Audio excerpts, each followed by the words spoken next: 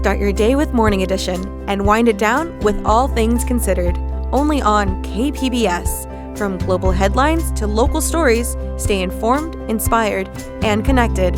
Tune in daily or listen anytime at kpbs.org.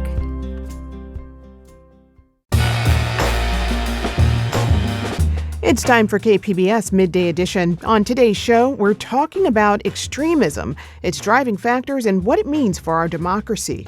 I'm Jade Hindman with conversations that keep you informed, inspired, and make you think.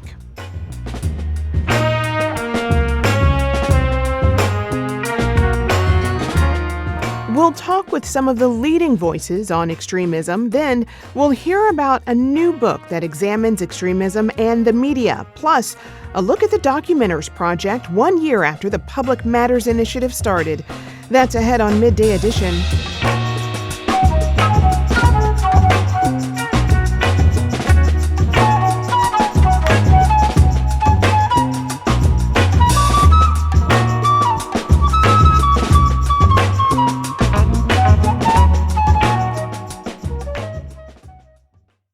The killing of Charlie Kirk last week underscored the rise of extremism in the U.S.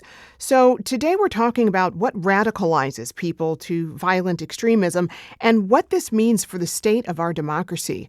Joining me now is Will Carless. He covers extremism and emerging issues for USA Today. Will, welcome.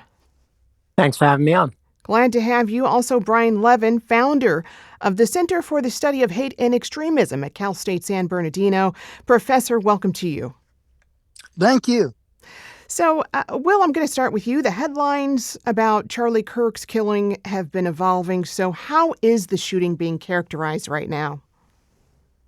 I think it's becoming increasingly clear that this shooting was motivated by, in a sort of simplistic explanation, far left ideology is what it's looking like. We don't know for sure, but what the FBI has told us so far and has sort of informed the public is that this individual had a sort of a left-leaning grudge, I guess you would say, against Charlie Kirk, who of course was a very prominent sort of activist on the right. So that's what it's looking like at the moment. Do we know what that grudge is? We don't. We have a few clues. I mean, for example, it has been reported in the last few days that the individual's romantic partner was transgender. We know that Mr. Kirk has been pretty outspoken about the transgender community. The shooting occurred right as Mr. Kirk was answering a question about shootings by transgender people. I think it's fair to assume that could be a clue as to the motive. And all we know, as I say, is that he's sort of been described as having a leftist ideology, but quite exactly what the motive was, we won't know until he describes that.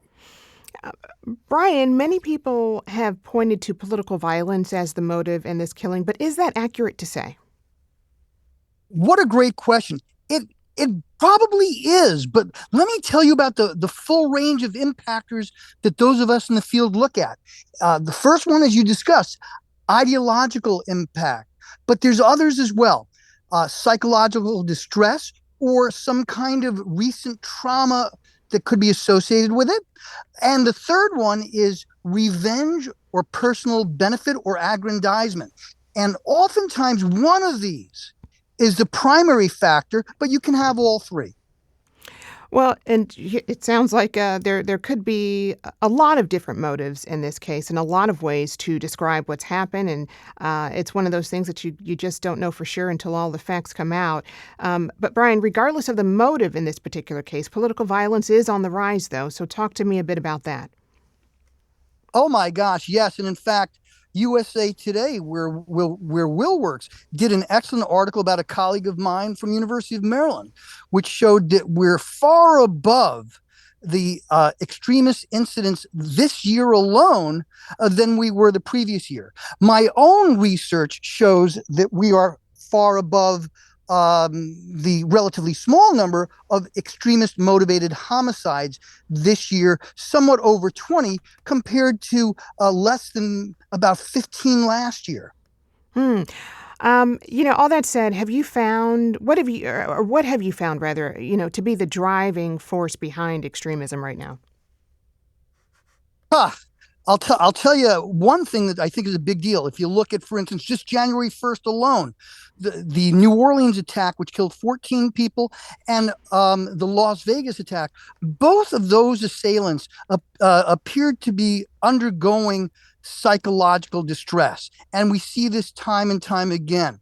So I think, while it's certainly proper to try and delve into ideology, it's not irrelevant, but I think this is a public health issue that is primary as well. And if we can intervene with people who are doing certain things like weapon acquisition, expressing routine anger about a particular group or person, as well as some kind of estrangement or withdrawal. These are all things that we need to look at with young people. Indeed, the El Paso killer back in 2019, his family called authorities to try and prevent him from getting a firearm. They said, there's nothing we can do. So you would describe all of this as more of a public health crisis rather than extremism, or do the two go hand in hand, according to your research?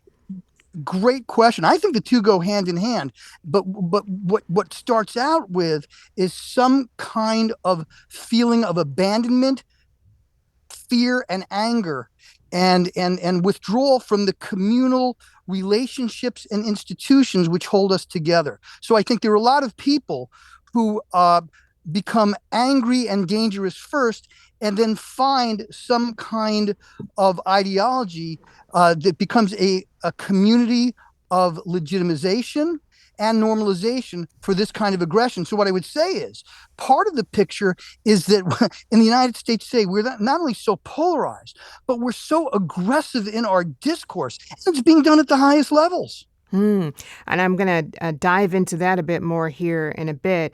Will, I know you were kind of in and out. Your signal was in and out, but I think we've got you back now. So tell me, how is the current political landscape radicalizing extremists to violence?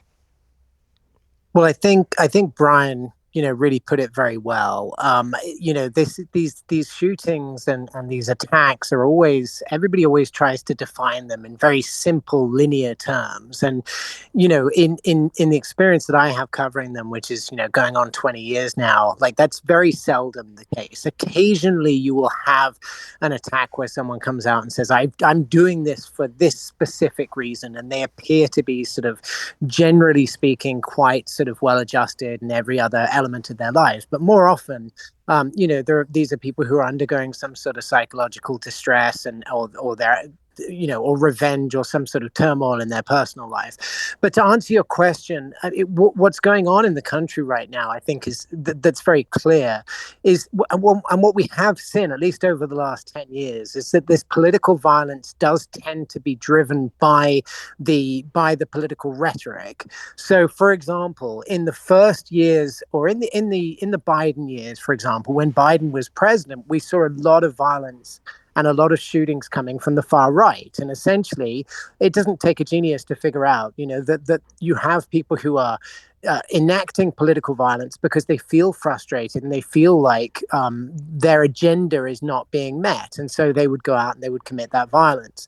What we have now, and I think what we're seeing the as a nascent kind of political, I don't want to say movement, but a nascent sort of trend, is violence from people, again, who feel like their worldview and that their agenda and their ideology is under attack by the current administration. And so they act and they commit political violence. I think it's possibly too soon to say that that's exactly what's happening, but certainly that's what the alarm bells are kind of going off in the extremism world, and then among the people who study this stuff. Okay, and I want to get into that more too, but this question is kind of for the both of you, because Brian, you mentioned the rhetoric that comes from the White House, and so did you, Will. So what about it? What about the language we hear coming from the White House, from Trump's violent rhetoric about revenge and retribution to FBI Director Kash Patel, who, in response to Charlie Kirk's death, said that he would, quote, see him in Valhalla.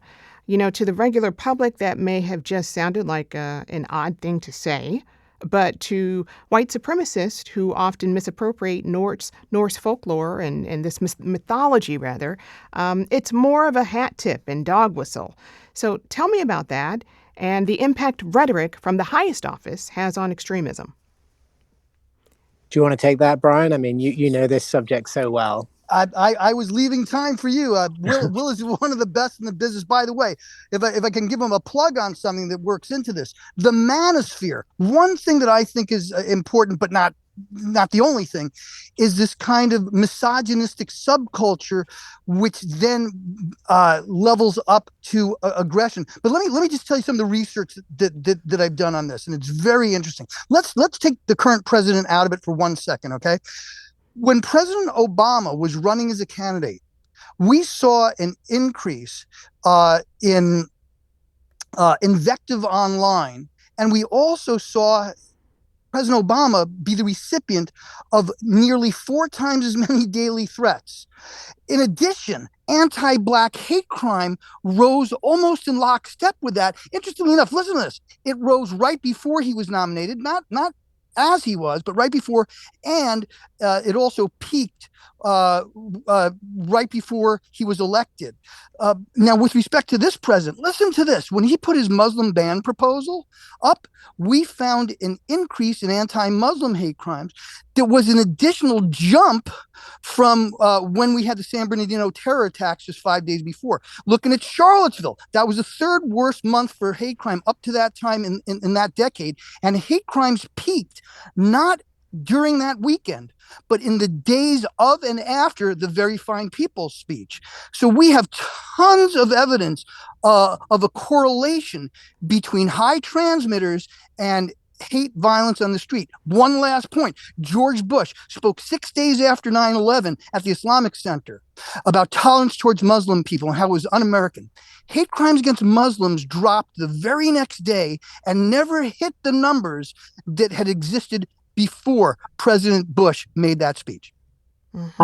I would add to that as well, and another very clear example of sort of rhetoric leading to violence would be the Walmart shooting in El Paso, which occurred just a couple of days after Trump had made a speech talking about an invasion on the southern border. So, and that's been very closely studied, and there's a clear correlation there, I think, between invective and violence.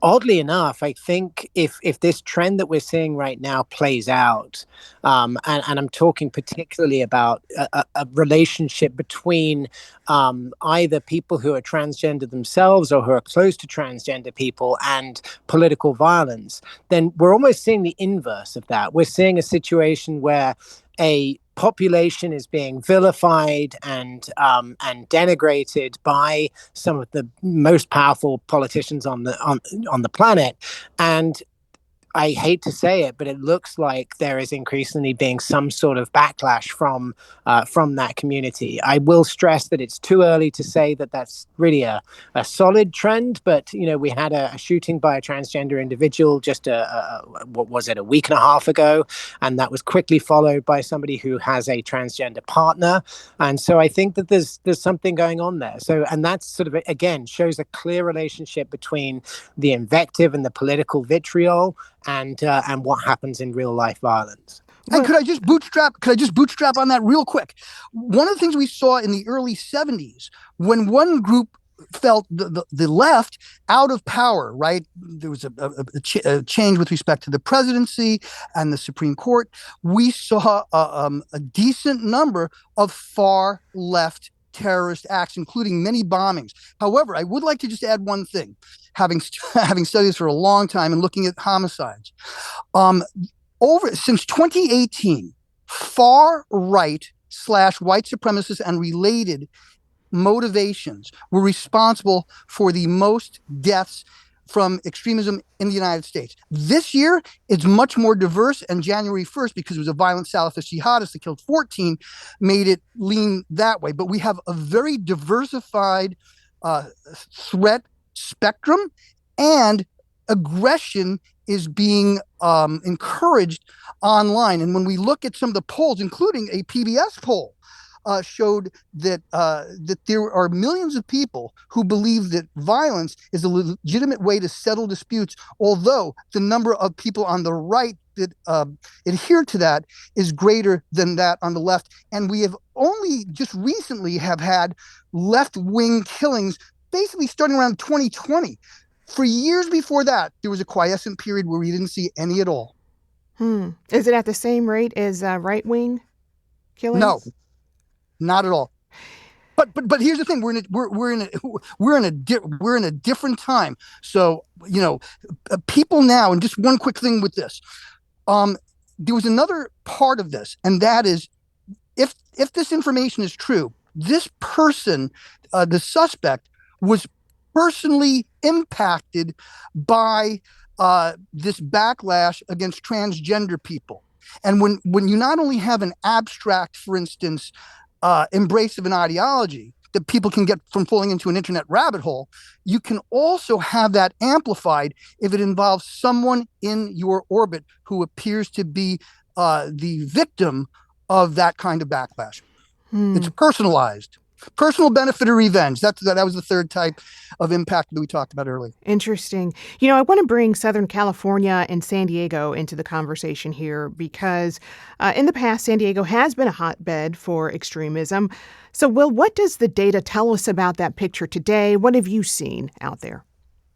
Well, Brian's the data guy when it comes to understanding sort of where the violence is coming from and how it's being impacted. But I mean, I will say that perhaps relevant to what we're seeing now, I reported last year on a very high profile case in San Diego that was brought against anti-fascists by the local district attorney there. And this was a really precedent-setting case. And it essentially argued, the prosecutors essentially argued that the perpetrators who were involved in a brawl between members of the far right and members of the far left, essentially, anti-fascists and people that they called fascists, that they were members of a gang, a criminal gang that were involved in a criminal enterprise and a criminal conspiracy. And that case was successful. A number of people pled out, but a couple of people ended up in prison as a result of that.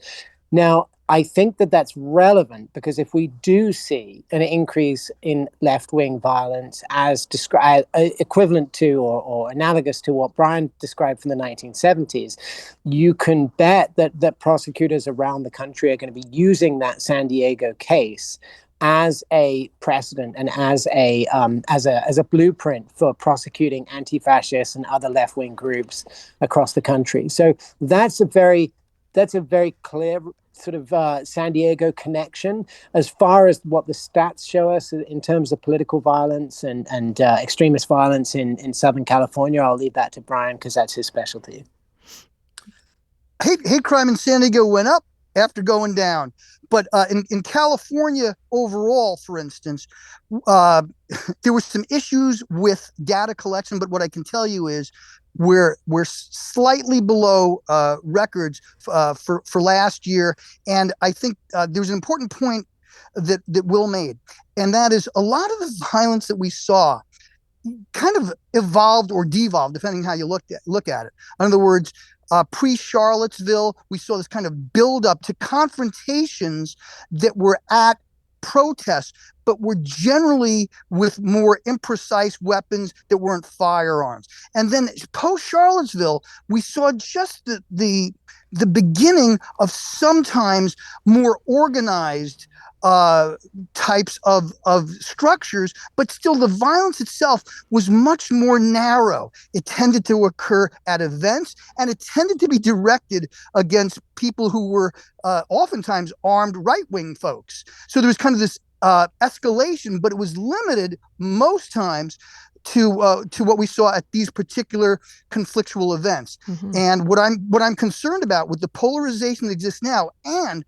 the number of people who sincerely feel that they're under threat from institutional conduct against either them or groups that they affiliate or associate with is going to make this worse. But let's be clear. Within the far left, there is a very decent swath of folks who adhere to Dr. King nonviolent approaches. And so there's been a bit of a schism. On the hard right with extremists, they paint themselves in this macho warrior type image, and that's something that I think is a bridge that Will has covered so well with this manosphere. Not saying everyone in the manosphere is going to go commit violence, but this kind of aggression and machismo is something that culturally is considered currency in those subcultures. And, Will, he mentioned because you are working on a project about the manosphere. Tell me a little bit about that. Will, are you there? We may have lost him. But Brian, I'm sorry, I am here. I have kind of sketchy internet here. Okay. Yes, just a week and a half ago, we released the first episode of Extremely Normal, which is a series of short documentaries from USA Today. And it focuses on the manosphere. It focuses on these toxic male influencers like Andrew Tate. And we actually went and talked to a number of young men in Southern California, not far away from San Diego in Fontana, who are influenced by him. And we talk about the sort of repercussions of that. But that is the manosphere we might do future episodes on, but the idea is that we're making a series of documentaries, short documentaries. We're looking at essentially extremist or fringe movements that have increasingly become part of the mainstream and part of mainstream American politics. And that's why we called it Extremely Normal. I'm very proud of it. It's on YouTube. It's on USA Today. I hope your listeners check it out. Sounds so very interesting. We're going to have to leave this conversation here. It was a great one, and hopefully one that we can continue. I've been speaking with Will Carless. He covers extremism and emerging issues for USA Today. You can, again, check out his latest reporting and his recent series about the manosphere on usatoday.com. Will, thank you so much. Thank you. It's always a pleasure. Likewise. And also Brian Levin, founder of the Center for the Study of Hate and Extremism at Cal State, San Bernardino. Professor, thank you so much as always. Thank you. And there's a related book called Man Up by Cynthia Miller Idris, which covers much of the stuff that Will so brilliantly covered in his video. All right. Thanks for the plug. We'll have to circle back to you all later. Thanks again. Thank you. Thank you.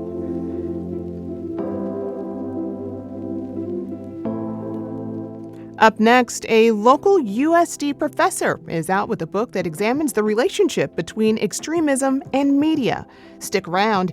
KPBS Midday Edition is back after the break.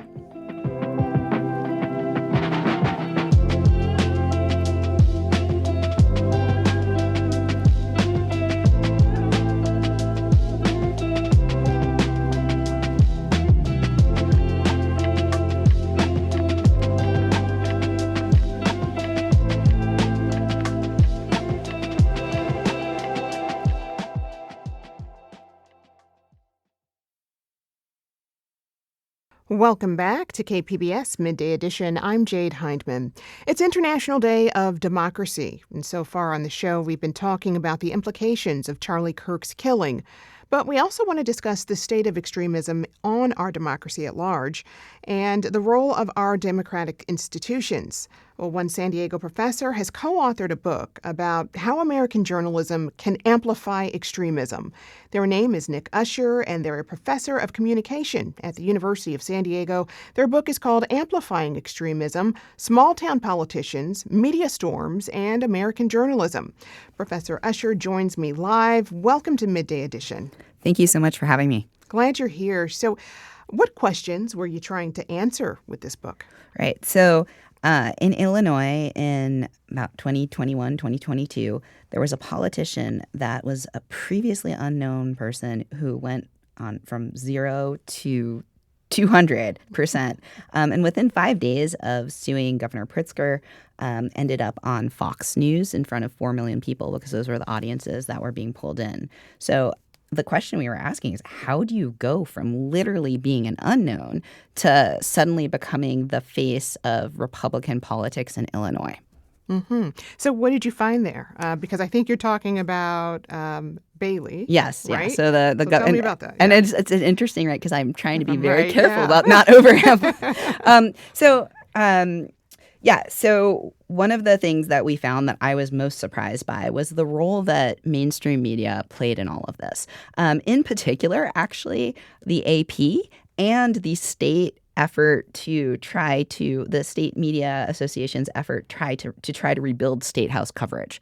So AP stories were actually barely edited and reheadlined and used in the Washington Times and then the Washington Examiner, and then didn't even need to be rewritten by Gateway Pundit or Breitbart or the Daily Caller, which are all sort of right-wing to right-leaning digital-first outlets. So the AP, just in the AP's traditional he said, she said, they said reporting, gave enough guts that these right-wing outlets didn't need to do anything. The facts were all there supporting a right-leaning argument for the importance of what Darren Bailey had to say. So I think that's a really powerful lesson. You say facts. Were they facts?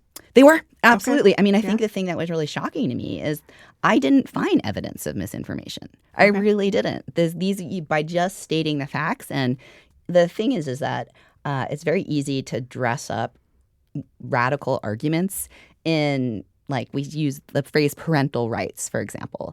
Is that window dressing for a more sinister conversation that's being had? And so what Bailey was using was the language of constitutionalism. And really what he was doing was opposing the rule of law. And that is deeply concerning, right? So all you need to know is you need sort of like whatever the opposite of a dog whistle is, right? The window dressing, like trying to make things sound more anodyne than they really are.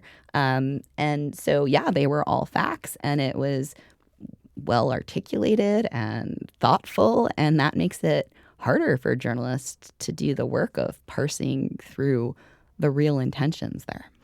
You argue that the news norms of modern journalism played a role there and continue in so many ways. What are some of those news norms that you're talking of? Yeah, so some of the news norms I'm talking about are actually, I know this hurts, but but objectivity, right? And so objectivity, one of the, in principle, right, it does great work to try to keep us focused on the facts, but often the goal to present both sides of the story leads to false balance, right? So you're giving too much air to a side that actually isn't particularly supported, right? Just in an effort to be fair. So that's one. The second is novelty. So, the good old man bites dog. This was the first politician in a blue state first Republican politician in a blue state to challenge anti-COVID restrictions. So it was kind of like, ooh, look at the first. And there was also a strange decision where Pritzker's COVID policy applied to everybody in the state except for Bailey. So it got this additional quirk of weirdness. He got a restraining order against so this is like a juicy, weird story. Right, yeah. And that's like perfect, right? Because this juicy, weird story. And I think, I think conflict, novelty, conflict, right? Conflict being conflict, yeah. like, so, and the tendency to focus on knowns versus unknowns, right? So Pritzker actually, if you watch the coverage, was very careful about not naming Darren Bailey, just referring to that politician or that downstate Republican or some Republicans. He actually did a pretty good job. But just in covering the governor and this conflict, you raised up the profile of this unknown politician. Yeah. Well, we're having this conversation at a time when local journalism is dwindling. Right. How does the relationship then between national news outlets and smaller outlets really influence how these stories are told? So one of the more surprising things that I found is that the AP was there from the get-go.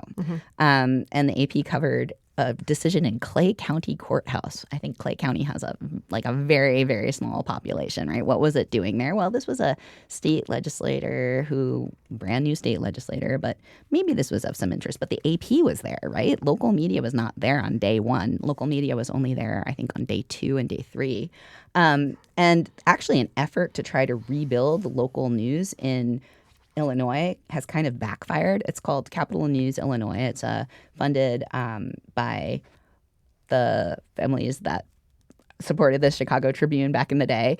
And what this does is it's like a syndicated state house news service. So whatever is covered by Capital News Illinois can be used for free by 400 newspapers and 100 broadcast stations, anybody who's a member of the state press corps. So that actually has this weird role of amplifying somebody who may have no geographic ties because people are eager to have state house coverage. Sure, absolutely. Well, and you mentioned the AP, and for those who don't know, the AP is the Associated Press, which produces news reports that are used by a number of outlets all across the country, occasionally here at KPBS too.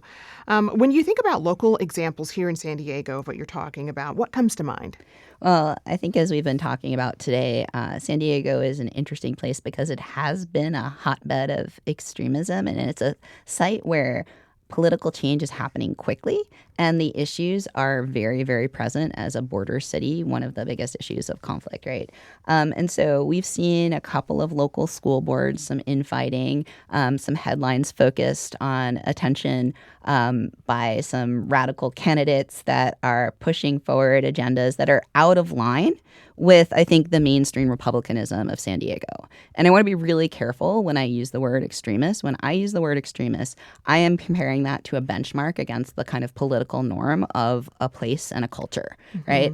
I feel uncomfortable calling somebody an extremist when 50% of Americans plus have voted for that person, right? When that is not extremism anymore. That is a mainline articulation of ideological beliefs, right? So I want us to also be precise in our words because we don't want to call someone an extremist unless they really are.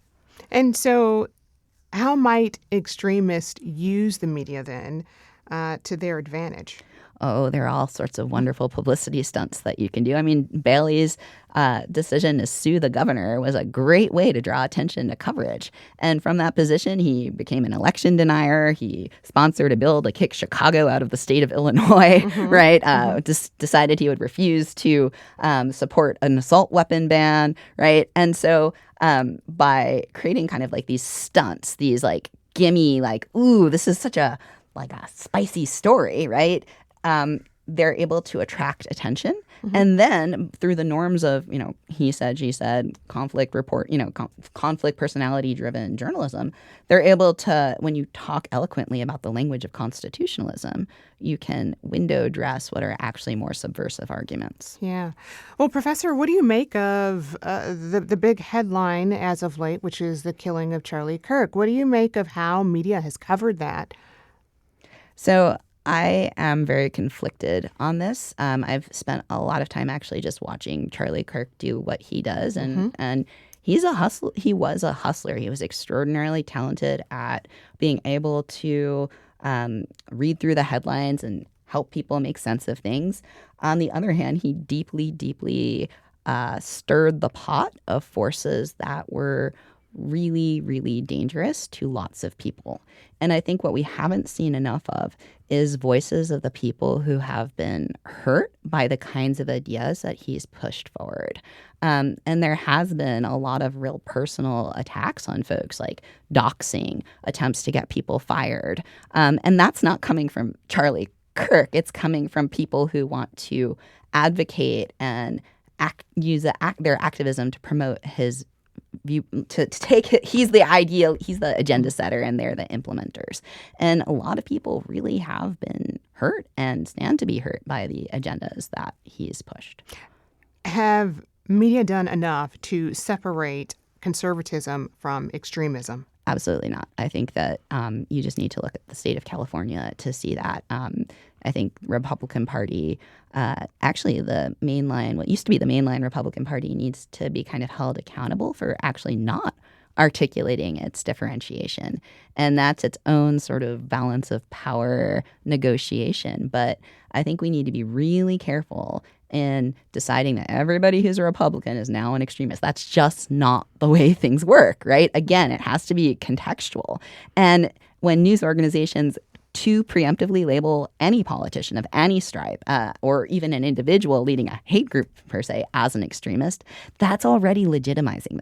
You don't want to further legitimize politicians' hyperpolarization, their dangerous ideas, by covering a politician who is saying things that are really out of step with kind of conventional norms of a place.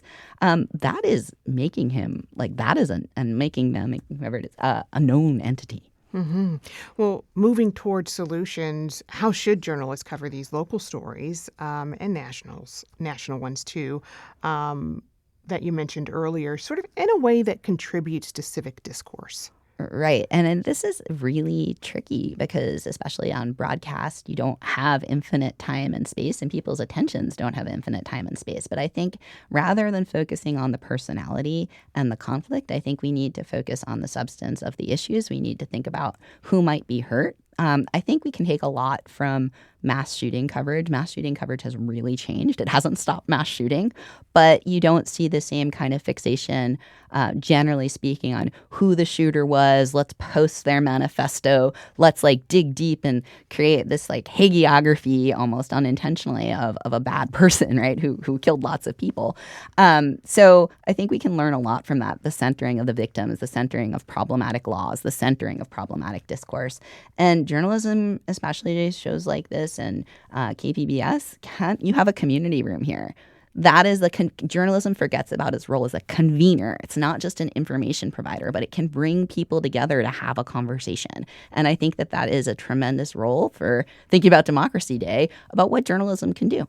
Absolutely. It's one of the things we aim to do is keep those conversations going with the community. In general, what do you think journalists can do to avoid giving air to anti-democratic viewpoints? So I think the first thing to do is this person making a power grab? Do they already have power? Do they warrant coverage, right? So somebody who's unelected and running for office, didn't see a lot of stories about Tiger King running for president until Tiger King had a Netflix episode, right? We do not cover absolutely every candidate that is running for office, right? So what is it about this person, if they're just kind of a run-of-the-mill ordinary person, other than their shouty, conflicty ideas that merits coverage? Do they stand a real chance, right? So I think that's maybe one thing to think about. And the second thing to think about is if they are surfacing these really alarming views, to what extent are those views representative of a place and people? So centering that back on, well, is this actually how people in this community feel?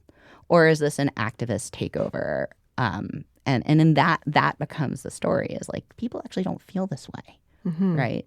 And setting up the judgment through the reporting about a place. Right. Well, hey, this is all something good for folks to take in and think about. I so appreciate you coming here today.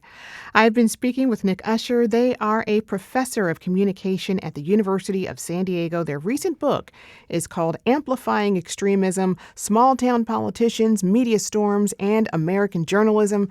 Professor, again, thank you so much. Thank you so much for having me.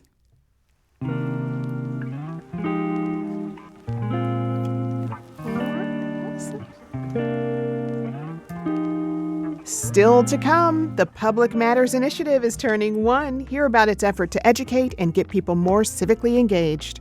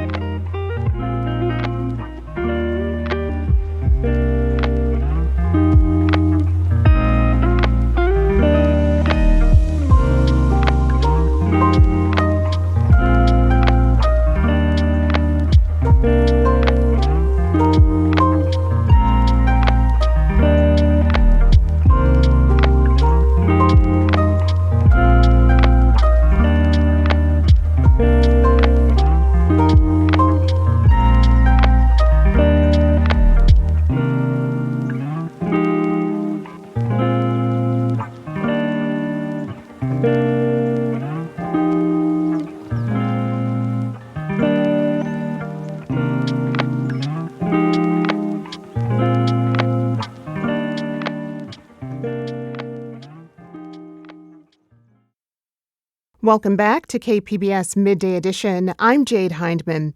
1 year ago today, KPBS launched the Public Matters Initiative alongside inewsource and Voice of San Diego. The initiative brings content, conversations, and events to San Diegans to promote civic engagement.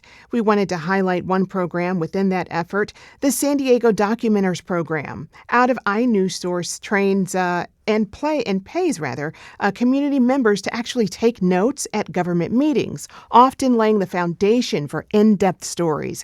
Joining me to talk about the program is Isaac Brambila.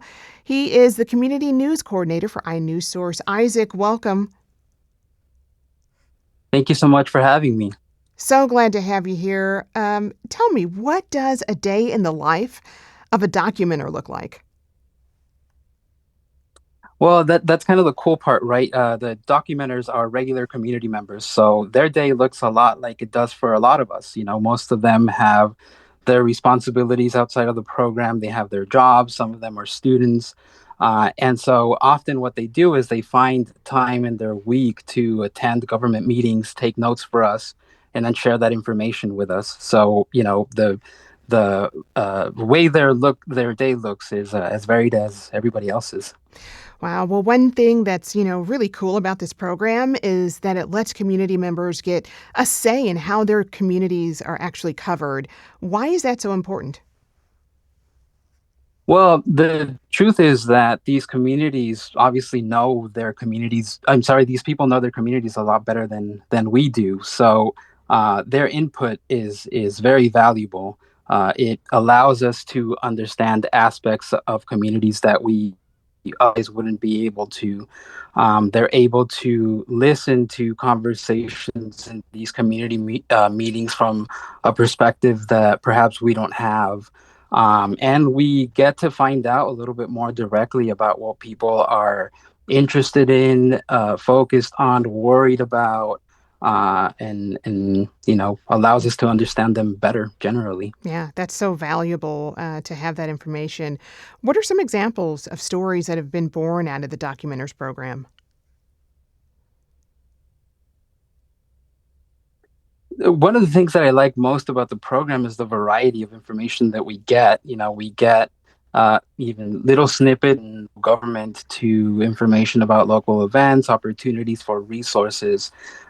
So we have opportunities to present useful information to people of all kinds, but a few specific examples just that come to mind. We, for example, covered a footnote in the City of San Diego law that allowed for higher density construction in a specific neighborhood in Southeast San Diego. And we only found out about that because of a community planning group meeting that one of the documenters covered.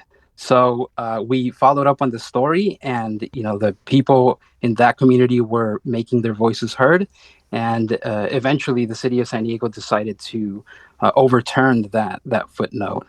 Along the same lines, we've covered stories about city budget. There was a story of a position in the city of San Diego that hadn't been officially budgeted for, and we found out through one of these notes that was the case. And so one of our investigative reporters did a little bit more digging into that.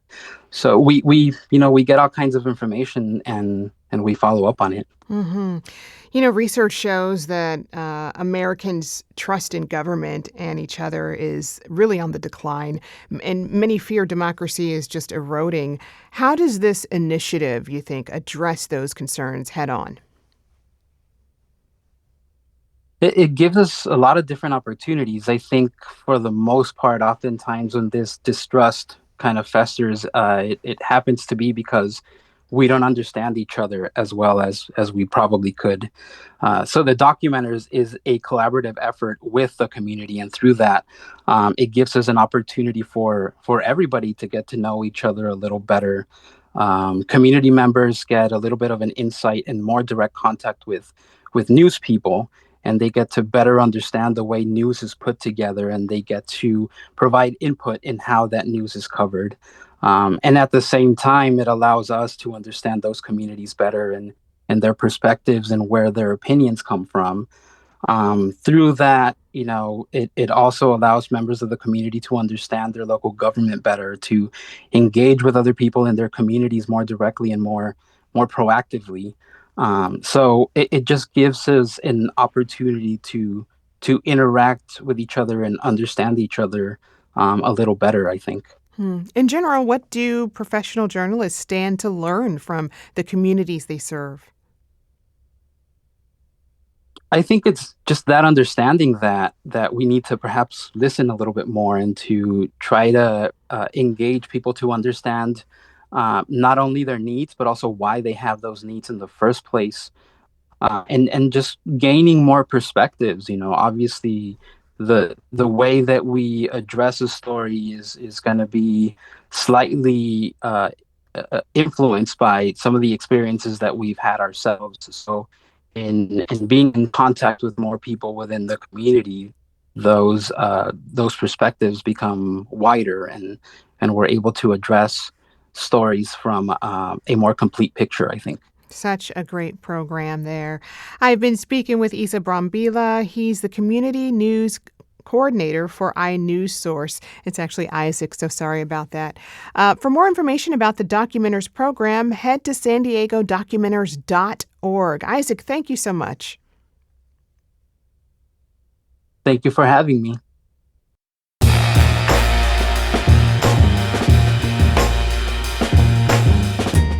That's our show for today. I'm your host, Jade Hindman. Thanks for tuning in to Midday Edition. Be sure to have a great day on purpose, everyone.